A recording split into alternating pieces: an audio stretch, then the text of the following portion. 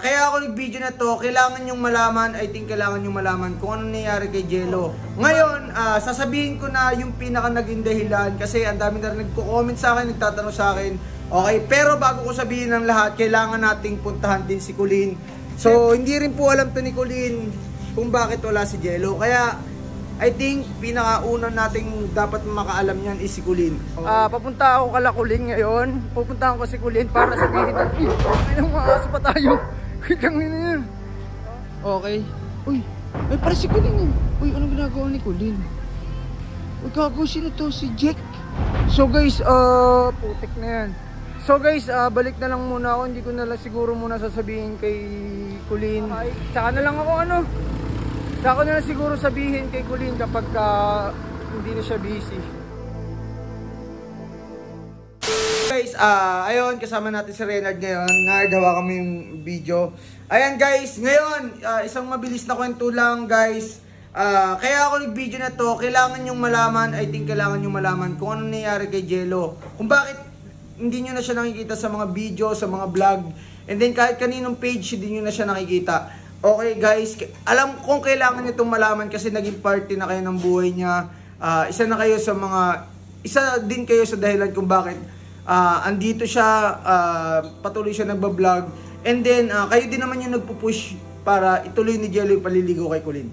So, ngayon, sasabihin ko na yung pinaka naging dahilan kasi ang dami na rin nagko-comment sa akin, nagtatanong sa akin, Kuya Inzay, bakit po wala si Jello? Ano po nangyari sa kanya? Bakit hindi na po siya napapanood sa mga vlog?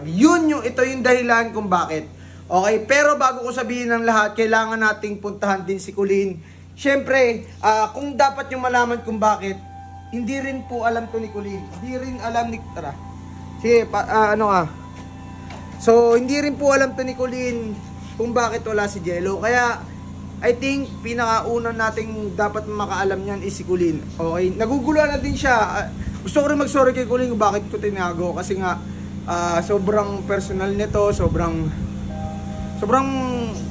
privacy niya na rin kasi talaga ni Jello kung bakit ko to ayaw sabihin sa kanya. Pero wala na mabigat na rin kasi hindi pwedeng itago itong ginagawa Kumbaga hindi pwedeng ako lang yung nakakaalam kasi ang bigat na rin sa akin. So ngayon, iba na yung tingin sa akin ni Colleen.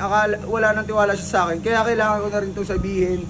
Ngayon, so kahit si Reynard, di niya rin alam to. Ako lang, wala talaga akong pinagsabihan at yun yung pangako kay Jello. So ngayon, tara, patay mo muna yan. Punta na natin si Colleen.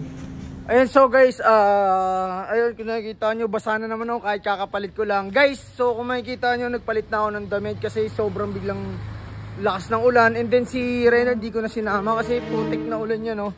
O, kakapalit ko lang, basa na naman ako. Pero anyway, yun nga, papunta na rin naman tayo kay Colleen. Nandito naman na sa bahay tayo. Tao po! Doorbell muna tayo. Tao po! Ay! Ate! Si Colleen po? Ay, si Colleen po lumabas. Ay, wala dito? O, wala po. Sige po, salamat po. Sige po. Ayun guys, wala si Colleen. Ayun, putik na yan. Ang basang-basa ako ngayon. Okay, kakapalit ko lang. Ngayon, wala daw si Colleen. So, I think pag wala dito sa court, nakakalasob yun. So, yun lang naman yung tambayan niya palagi. So, ayun nga guys. Papunta ako kala Colleen ngayon. Pupuntahan ko si Colleen para sabihin na, ay, maaso pa tayo. Okay. Andito ba? So, may mga nagba-volleyball dito. Okay. Uy, ay para si Colleen Uy, anong ginagawa ni Colleen? Uy, gago, sino to? Si Jack. Ginagawa nila. Uy.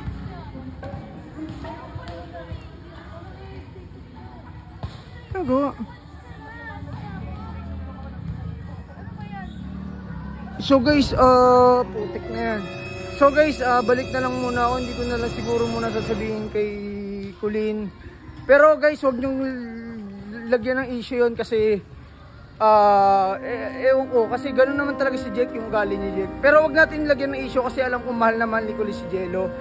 And then ayun, pabalik na ako ang bahay. Tsaka na lang ako tsaka na lang siguro sabihin kay Colleen kapag hindi na siya busy. Okay?